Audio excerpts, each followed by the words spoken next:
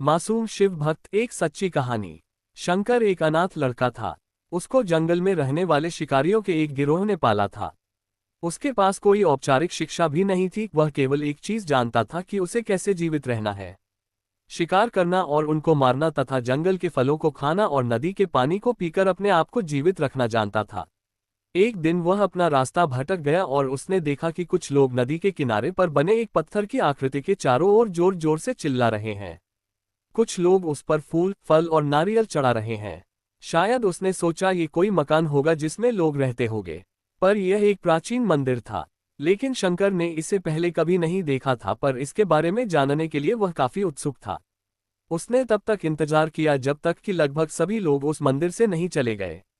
अंत में उसने एक युवा लड़के को पत्थर की इमारत से बाहर आते देखा और उससे बात करने का फैसला किया, और शंकर ने उससे अपने मन में आए कई सवाल पूछे।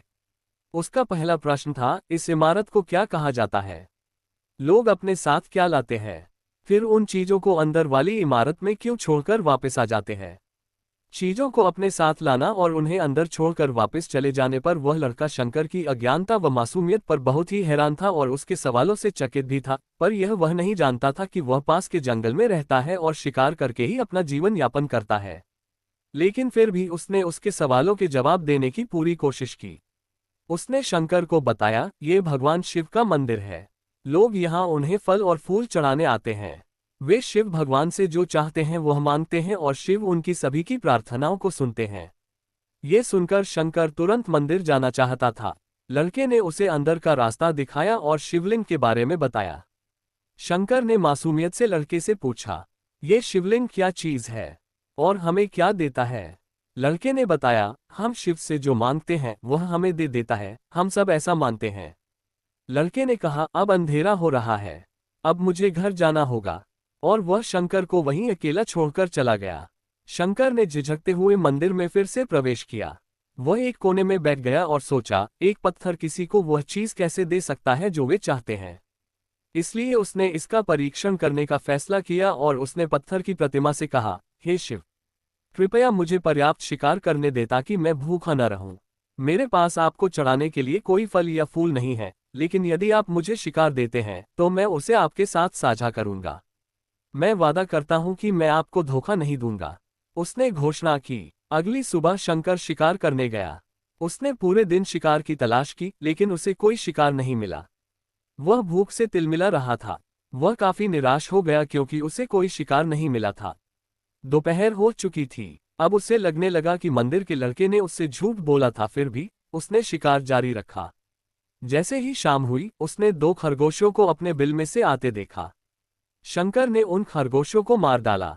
चूंकि उसने शिव भगवान से वादा किया था कि वह अपने शिकार को साझा करेगा, वह मरे हुए खरगोशों में से एक के साथ मंदिर गया। देर हो चुकी थी और मंदिर सुनसान था। शंकर ने मंदिर में प्रवेश किया और जोर से कहा, कृपया आओ और अपना हिस्सा ले लो प्रभु, आपके लिए मैं लाया हूं।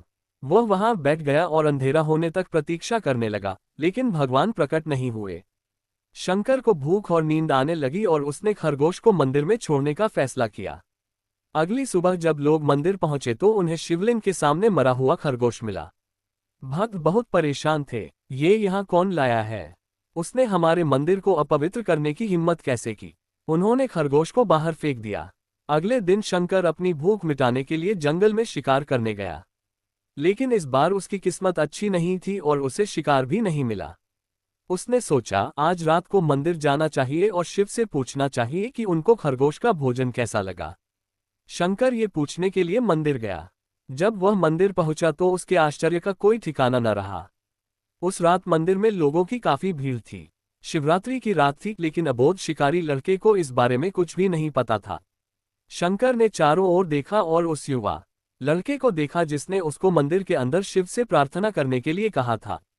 चूंकि उसे इतने सारे लोगों के आसपास रहने की आदत नहीं थी, उसने वहीं रुकने का फैसला किया और पास के एक बेल के पेड़ पर चढ़ गया।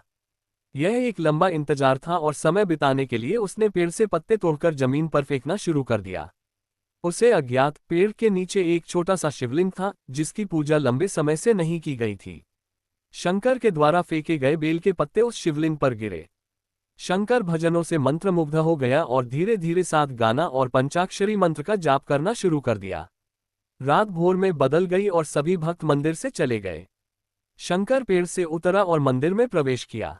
उसने देखा कि शिवलिंग की आंखों पर लाल निशान थे।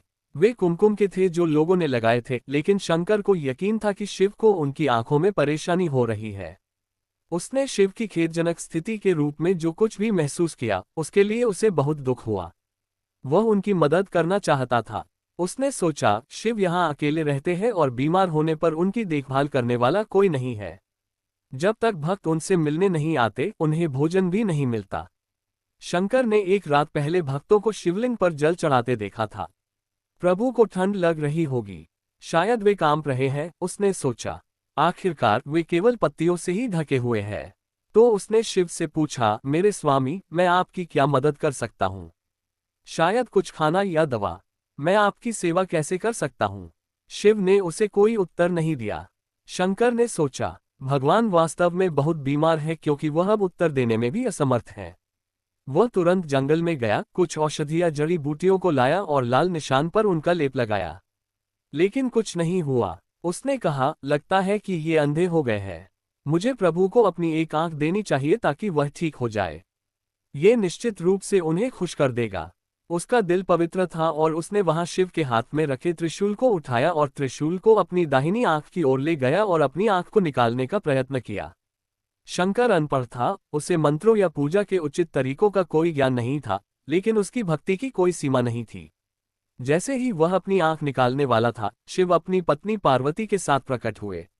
उन्होंने पार्वती से कहा, इस भक्त शंकर ने अनजाने में शिवरात्रि पर उपवास किया, बेल के पत्तों से मेरी पूजा की और साबित किया कि उनका दिल बेदाग व पवित्र है। मैं अपने इस भक्त पर काफी प्रसन्न हूँ।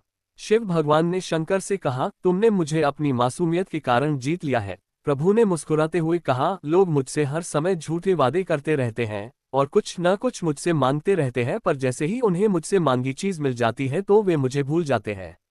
दूसरी ओर तुमने मेरे साथ एक सच्चे इंसान की तरह व्यवहार किया और यह वास्तव में बहुत ही दुर्लभ है। अब से तुम मेरे इस संसार में सबसे बड़े भक्त माने जाओगे और तुम्हारा नाम मेरे साथ सदा जुड़ा रहेगा। तुम कई सदियों तक जीवित रहोगे। इस बात को कहकर भगवान शिव व मां पार्वती अंतर्ध्यान हो गए।